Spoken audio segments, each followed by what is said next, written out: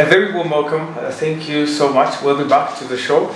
This is The Point. My name is Anthony Sebali and I am your host, and we are discussing career positioning for women. How can we empower the woman so that they can be able to have equal opportunity as the men in a world that seemingly still is in a roller coaster where women are still sidelined when it comes to opportunity, equal opportunity, and presenting themselves to the workplaces as people who also have to have special treatment because they are a women agenda that definitely requires special attention given what we know about women. But currently, when you look at the efforts the government has put in, they are quite evident that in leadership positions, government has succeeded. For example, in the current government statistics, we have at least 14 senior ministers.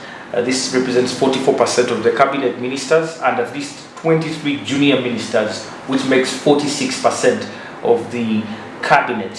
While this is an appealing avatar for female progress, we ought to be alive to the fact that the gender-blind policy making still exists. And so what can we do to still empower women despite the fact that they are in these powerful positions, and yet domestic violence still goes on, sexual harassment goes on, and a lot other things that probably are not working in the favor of an empowered woman. Mrs. Wamala, this issue of empowerment, you've talked about mentorship, leadership, and skills development, which is very key to empowering a woman. But have we made substantial efforts in this direction? Have we been able to make strides in empowering the woman, or more still needs to be done? More still needs to be done. The fact that we are still discussing gender equality in 2023 is cause for concern. Shows you that in as much as strides have been made, we are still a long way away from getting to a point where we're living in a gender equal world. And on the issue of empowerment, it goes back to, I'll start with the family setup, because I believe for anything to work, you have to start at the grassroots. The family setup. How are you treated vis-a-vis your brothers, by your parents? How are you treated by your grandparents, by your extended family? How is that family setup or dynamic? That is the first starting point with everything. Because if we don't get it right at the grassroots level, it will be very difficult for us to see any changes in other setups, like in the corporate world. And you know this, Anthony, we live in a patriarchal society, and that patriarchal society is heavily derived from our cultural background, our religious beliefs, our values. All that is embedded in the patriarchal society that we live in. But if we're now to move to the corporate world or to the organizational setup, how can we empower the woman? Starting off with policies. A lot of our policies do not have a gender lens to them. Our policies are just policies. But do they look at gender dynamics of a woman versus a man? Do they provide that gender lens to make are they gender sensitive? Are our policies gender sensitive? You will be surprised to see that most of them are not. Most of them were written by men. Now, if a policy is drafted, is proposed and implemented by another sex or a certain sex, obviously there'll be bias. Obviously there'll be issues with how the other sex is treated. So the policies is something that needs to be looked into from a gender sensitive angle. If we don't get that right, women will not have that freedom to thrive and to grow within the organizational setup. But also it also speaks to we also now have to look at now the individual. The individual in terms of attitude, in terms of determination, in terms of perseverance. If the organizational setup is the kind that encourages, that persuades women to take up certain positions, why aren't they? Why don't they? What is stopping them? So there is a need for organizational shakeup, if you like, where organizations look within themselves and say, okay, based on the leadership we have within our organization, what is our gender balance? Are we gender sensitive? Do we give women or men equal opportunity to thrive or to take up these positions? If the answer is no, there is a problem. They need to then go back and reflect on their policies and where they've gone wrong and what hasn't worked. And then also there's a level of also identifying potential in people. Anthony, I'm sure you've worked with so many people, women, men, you name it, who you've seen potential in this person. Why don't you support this person through mentorship, through shadowing, through taking them through the ropes, hand-holding if you like, taking them through the challenges you go through, how you overcome them, the successes you've gone through, how you manage them, so that person can, living through your shadow, can see what it takes to be just as successful as you are. So we need to identify the next best big career men, career women, and give them that chance to learn from us, to learn from those who've been there, who've thrived in that industry. So a lot has to happen for us to empower women. Give them chances to develop. I talked about education. That one I will not stop mentioning it, because it's a very big factor that gives someone that confidence to know that, okay, I can actually do this because I have the academic backing, I have the experience, I have the knowledge to back up this position and what is required of me from this position. Without the educational support or opportunities for girls to thrive just as much as boys, it will be difficult. Women will not have that confidence to say that, why don't I take up this leadership position? Because they'll feel inferior, yet in actual sense they might not be inferior, it's just they lack specific skills. So skills development is essential for anyone, regardless of your gender. You need to continually improve, enhance your skills, and develop as a person. Absolutely, and I agree with you when it comes to the individual efforts that people are making, because the organizations seem to be failing at the moment. The policies seem to be coming, but slowly, against some of the things that are affecting women. I was watching one of the sittings of Parliament in Kenya, where one of the senators unfortunately had their periods during a sitting, and she was dressed in a very good white suit, and it was very evident. And what shocked me is that a fellow woman was on the floor, and she said it was inappropriate and made a fuss over it, and they had to stop the sitting and they had to push her out, which I think wasn't appropriate. But also, how can women, like you mentioned, networking and coming together as groups, be able through these groups and networks come together as a single voice and advocate for themselves? Because one of the things that I don't believe, and what most people out there believe, is that when women come together, they cannot stay together, women cannot work together, because there's always something they're against, each other, right? They have against each other. So how can they break those barriers and have that unity at work? They have the unity even when it comes to studying and academics, so that they can thrive together, not leaving behind also the men. Absolutely. So first off is shared aspirations. You need to identify fellow women or fellow men who have shared aspirations to the ones that you have. I'm sure you've identified and seen very many circles that are now doing quite well in the country, where either women come together or men come together or families come together, set up the kind of circles to advance and improve financially. So finding or identifying people who have shared aspirations to you is the first and foremost. Finding people who you have a lot of things in common, ensuring that these are people who are going to improve and help you enhance as an individual are very key. Because you said something quite powerful. Sometimes women can be our own worst enemies, and yet we should be the people who are building ourselves up, but instead we're pulling ourselves down. So identifying those shared aspirations, leveraging on those shared aspirations, coming together for the common good, setting up a network, having an agenda, having clear objectives that can help you develop within yourself as a woman or as a man, and ensuring that you use that to your advantage to grow within your networks. Let's address sexual harassment. I don't know if you've been to places now. Workplaces are putting up posters all over the workplace. Say no to sexual harassment, report sexual harassment. But this is not what's happening. This is a very sensitive issue. where for example, one friend of mine told me that at the workplace there was always this male counterpart who always touched her backside, and it was without her permission, and it was always uncomfortable. But because the area is dominated by men and she has no one to talk to, she kept it to herself. Much as in all these places we have signposts of, we are saying no to sexual harassment, say no to sexual, but this is sexual harassment. This is sexual harassment.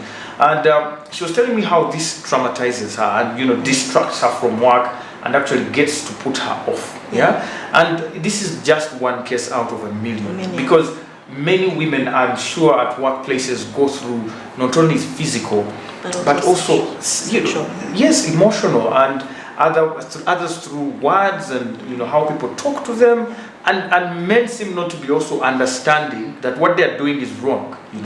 They think it's normal. You can talk about a woman anyhow because she passed by. You talk about how she looks like. But how can we change this culture? How can we be able to realize sexual harassment and fight it, first of all from the empowered woman, but also on the men's side? What should men know when it comes to sexual harassment? So this is one of the worst vices in our society, in organizations. It is one of the things that is affecting or deterring gender equality from coming up. Because if I am fearful of my environment, if I'm tortured in my environment, if I'm violated in my environment, I will not live to my full potential. I'll always be scared, I'll always be in the background, I'll always be comfortable being in a certain sport and not want to take up leadership positions or positions where I'm at the forefront, being leading men, the so-called men who are violating me. So I have to say that first and foremost, as you said, it affects one's productivity. It affects one's psyche, mentally, emotionally, psychologically. Because if you're not comfortable or confident in your workplace, you're not going to be productive. You're not going to meet your objectives and your goals in your role within that organization. So it is a terrible vice that has to now go back to policies. I spoke about policies earlier. And when it comes to sexual harassment, I believe that every single organization should have a zero tolerance to sexual harassment or violation within the workplace. And this now sits back to who formulated the policy, who drafted it, who came up with the clauses, what do the clauses say, how is it punishable, how is it reported, how is it treated, how is it prevented? Because those are all areas that are need to be addressed within the policies, within the workplace. If a woman or a man, because even men are sexually harassed within the workplace, if a woman or a man are not confident in the policies and what it states regarding prevention, regarding reporting, and regarding treatment, it goes back to your friend. They will be scared of reporting this because they'll know, one, I'll either lose my job or lose my clout within the organization, or I'll be victimized even further. So there are so many issues. But I believe that with sexual harassment, it needs to be prevented at all costs by continually sensitizing the workforce on the damage it causes to the victim, the damage it causes to families, the damage it causes within the workplace. Also, it needs to be a punishable act, severely punishable, in the sense that you being a perpetrator of sexual violence or harassment, there are terrible consequences that you're going to have to live with should you be a perpetrator. So the measures should be very, very strong and speak to it being a zero tolerant vice that you shouldn't even think about doing. Reporting is another issue. A lot of people worry that if I report an act that happened, I was a victim, it will come back to me, it will come back to bite me, or the person who I've reported to will go back and tell the perpetrator. So your reporting mechanisms have to be extremely strong and protective of the victim. A lot of organizations have the whistleblower mechanism that they introduce, where it's anonymous, nobody knows who you are, but you've reported a crime, you've reported this vice, and these are the consequences, without revealing who it was. and the person is then punishable. So the reporting mechanisms have to be protective of the victim. That's another thing. Treatment. How are organizations supporting victims of sexual harassment? If they're not showing any kind of care or concern to the victims won't have the confidence. Because if you're not going to give them an environment where they feel comfortable, confident, by helping them with, let's say, counseling services, or firing that person or suspending that person, they will feel like they're in a toxic environment where they can't be productive and live to their full potential, because you are basically allowing this vice to continue even after it was reported. So the preventative measures are important. That to me is where we can get it right, where we can kill this vice. But God forbid if it happens and continues to happen, how do we report it? How do we protect the victims? And then lastly, how do we help them in terms of treatment? But most importantly, it should be a punishable act that has terrible consequences for the perpetrator to not even think or even imagine themselves doing that to somebody, and then these are the results of their act. I absolutely agree with you. And when it comes to punishment, I think there's a laxity in that direction. When these organizations usually don't treat these cases with much seriousness, probably they're afraid of their reputation. They try to cover up, and it just makes things worse. So I think that punishment is very, very important. Ms. Wamalas, we draw closer to the end. We want to now look at the young woman in a career search. They are looking for a career. We are in an era and day where unemployment is a reality, and at a very high rate, especially amongst the young.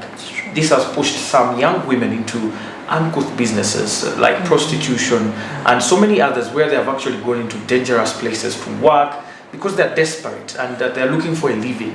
Some of them are single mothers already from COVID-19. You remember how many teenage pregnancies we had, and these men are not there to take care or to be responsible. What advice would you have for them in as far as career is concerned, in as far as skilling and mentorship and networking is concerned? The first is personal reflection. We all have our strengths. We all know what we're good at. We all have an idea of where we want to be in the future. So the personal reflection is extremely important in discovering who you're going to be, or who you are at that current moment. The second, you need to ensure that you surround yourself with people who are going to help you get to that point. So whether it's the family setup, whether it's the partner, whether it's colleagues, whether it's bosses. I think that has been a very recurring issue that you've brought up, the people that surround you. Yes, because they say your net worth is your net worth. So you need to ensure that the people you surround yourself with are people who have shared aspirations as you do, people who believe in the values that you have, people who have the same agenda you have. Without that, you will be derailed, you'll be diverted from what you're planning to do or what you're planning to accomplish, without having those people to push you to that next level. So I keep on raising it because it's a very important point about your net worth. So I feel like the people that you surround yourself with are going to support your growth in your career, and you have to be quite careful with who those people are to make sure that they're in favor of your growth and in favor of your success within your career. There are also elements to do with skilling, and this I can't underplay it, Anthony, because without the necessary qualifications, knowledge, skills, you can't move from one level to the next. You can't grow if you don't equip yourself. And learning doesn't have to always have money involved. I know a lot of people think, oh no, I need to now go back to school, I need to find 5 million or 3 million or 4 million. Not necessarily. Speak to a friend who you know is surviving or succeeding in that area and say, can you mentor me for 30 minutes every day? Show me the ropes. Show me what you do. Can I sit with you? Can I engage with you in meetings? Can I see how you do it? So it doesn't always have to be about money or include money. There are ways in which you can learn. Reading books, self-help books, inspirational books from people who have done it all, seen it all, been there and done that, are also ways in which you can learn and grow as a person. So you need to invest in your personal learning continually, because without knowing without having that knowledge to grow yourself, it will be very difficult for you to move from one step to the next. So learning is extremely important. Your personal brand also has to be authentic, Anthony. You don't want to be like Anthony just because you admire him. Be true to yourself. Be your authentic self. Girls, yes. They really want to be like this exactly, and icon. And yet everybody has a unique selling point. We all have that thing that makes us special, that X factor that is different from others. My mother always used to say that, you see your fingers, they're all different sizes. So you should embrace your difference. You don't have to be as tall as the next person, or as short as the next person, or as thin as the next person. Light skin. That is it. You have to be your true authentic self. Embrace yourself. Find that unique selling point. Then also be involved. If you found your unique selling point, how are you engaging or selling yourself or positioning yourself?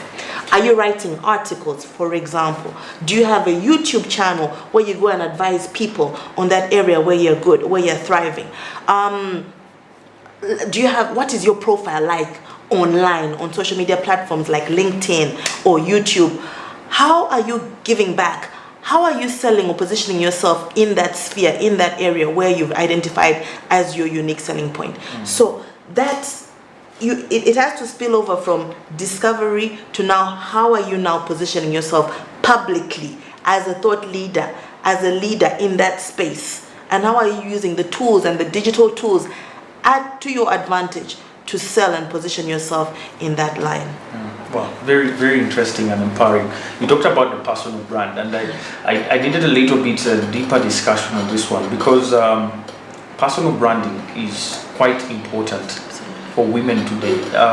We see so many young women that are just really copying and getting to carry what the other people have and then bring it to themselves, not investigating and finding out what am I good at. What do you think families and parents can do to grow this personal branding in their kids just from a young age? Because when you look at how whites treat their kids and how we treat our kids, sometimes you see the difference. Us, when you see your parent, it's trouble. You start running around, it's going to be a hard time at home. Not for every family, but at least generally in the African setting. But then when you see the other families, they get home and they ask them how their day was, they give them time to express themselves, and they learn how to have that self-esteem, which is something we don't have. So how can we build that from upbringing? Especially, what advice would you give parents in that direction, raising the girl child? Raising the girl child is one, confidence. Confidence in themselves, confidence in who they are, confidence in what potential they have for the future. Confidence is one of the most paramount attributes anyone can ever have in life. With confidence, it can take you so far. Second is attitude. They say that 100% of your day is dependent on your attitude in the morning. What attitude do you have when you wake up? Do you have an attitude that I'm going to have a bad day or a good day? Your attitude, your belief, self-belief, self-esteem. You touched on that, Anthony. Self-esteem. If you have to raise your girl child to believe that they are capable of anything and everything, and that being a girl is just the gender they were born into. It has nothing to do with their potential. It has nothing to do with what they'll achieve in the future. Zero, actually. So self-esteem is actually very important as well.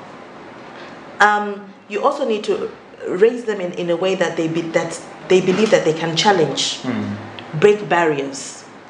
These barriers that this is a typically male-dominated field or subject or course. There's nothing like that. There's nothing like that. We are all conditioned to do anything we set ourselves to do.